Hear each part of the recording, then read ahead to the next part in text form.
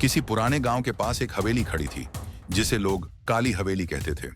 कहते हैं कि वहां रात के समय अजीब अजीब आवाजें आती थीं और जो भी उस हवेली के पास जाता वह कभी वापस नहीं आता। गांव वाले कहते थे वहां एक खतरनाक आत्मा बसी हुई है जो हर किसी को अपनी गिरफ्त में ले लेती है। एक रात गांव के एक युवक रोहित ने ठान लिया कि वह इस रहस्य को सुलझाएगा। वह न सिर्फ बहादुर था बल्कि उसकी जिज्ञासा भी हद से ज्यादा थी।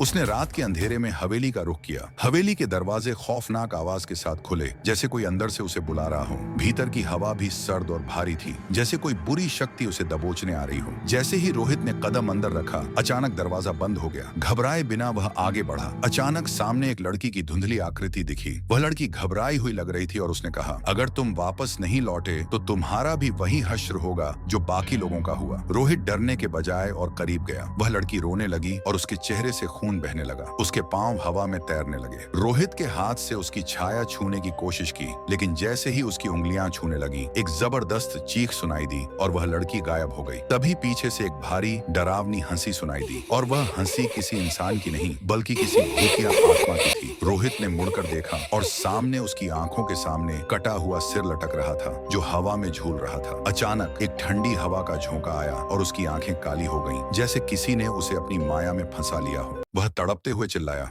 मुझे छोड़ दो, लेकिन उसके शब्द हवेली की दीवारों में खो गए। अगले दिन गांव वालों ने देखा कि हवेली के बाहर एक खून से सना कपड़ा पड़ा था, लेकिन रोहित का कहीं कोई निशान नहीं था।